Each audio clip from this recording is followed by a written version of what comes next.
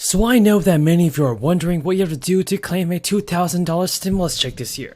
Well, I actually have some good news about this. If you are a senior on Social Security, SSI, SSDI, RRB, or VA beneficiary, here's what I want everyone to know. A new bill proposed by Representative John Larson would bring sweeping changes to Social Security benefits, including further hiking the annual COLA to better reflect costs incurred by seniors.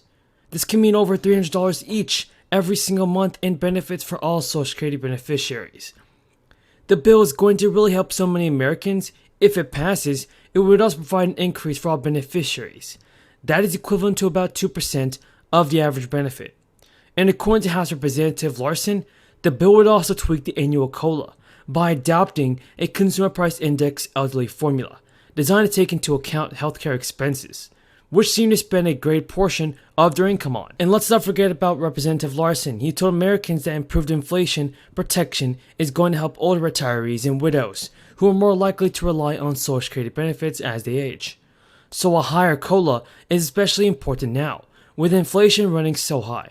As many news sources have reported, the COLA for 2021 was only 1.3%, which means next year's adjustment will rise by more than 4%. We all know that Americans should be receiving an even higher COLA for 2022.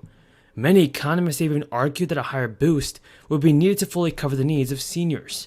There are some other highlights of Senator Larson's bill. For instance, the bill will protect low-income workers by setting a new minimum benefit of 25%. That's above the poverty line.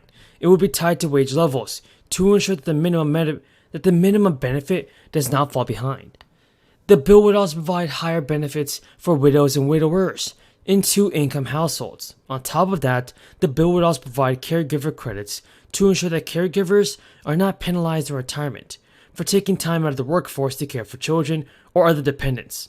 Even better news is that the bill would also require the wealthy to pay the same tax, Social Security payroll tax, as everyone else. Right now, Social Security taxes are not collected on annual wages, over $142,000. House Representative Larson's legislation would apply the payroll tax to wages above $400,000. And if you're looking to receive a $1,400 check this year, please know that many lawmakers and economists are already working on it. Over the next few weeks of 2022, Congress has come under big pressure from the Senior Citizens League as they push for another one-time check of $1,400 for seniors. This is due to the uncertainty in the United States, as the ongoing crisis just continues to surge across the country. The payment would essentially act as a fourth stimulus check. And lawmakers in Congress cannot forget about seniors. In fact, Congress needs to make all seniors and Social Security beneficiaries their top priority, because there are millions of seniors who have exhausted their retirement savings and rely on monthly Social Security checks as their main source of income. So a $1,400 stimulus check for seniors, Social Security recipients could be a way to get extra non-taxable income to them. Thousands of people, for instance, have even signed the Senior Citizens League about this $1,400 check for senior citizens. So pressure is definitely growing. Prices across the country are rising at an astronomical level, with the Bureau of Labor Statistics even reporting that since October of 2020, consumers are paying on average 6.2% more on products across the market. That's not very good. We face.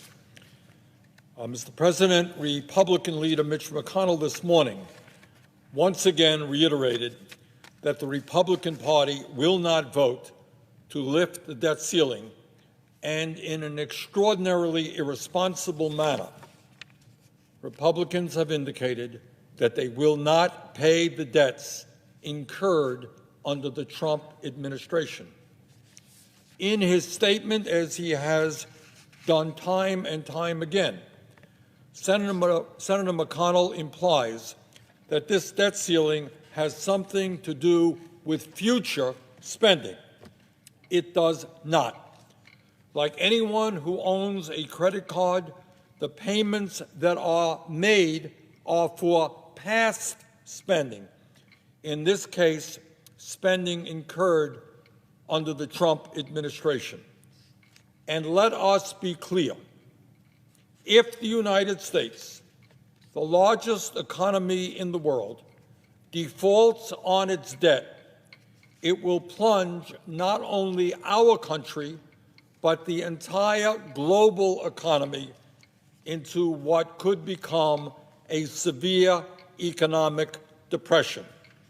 That means massive unemployment, higher interest rates, severe reduction in government services, and possible cuts in such programs as Social Security and Medicare.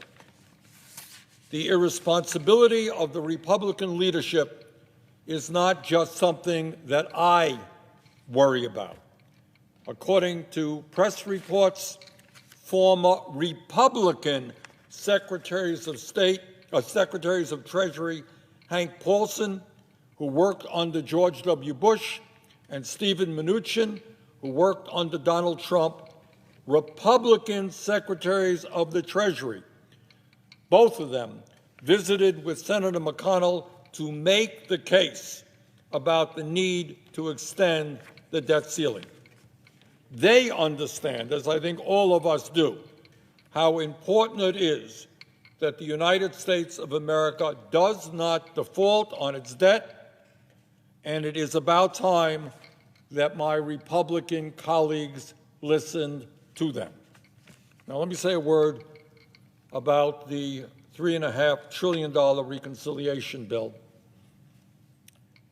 There has been a lot of talk lately about the need to compromise. Well, let me be clear. To a very significant degree, that has already taken place.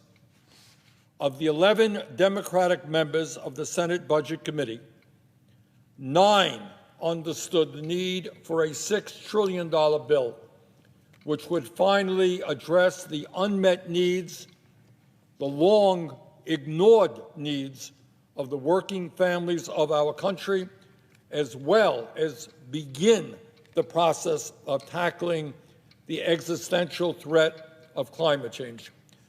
My guess is that at least 40 out of the 50 members of the Democratic caucus supported the $6 trillion proposal. We compromised big time. We cut that proposal, or agreed to cut that proposal, almost in half, down to $3.5 trillion. That, Mr. President, to my mind, is a major, major compromise. And as we go forward in this debate, let me be as clear as I can be as to why every penny of that $3.5 trillion is absolutely needed. And let me also make clear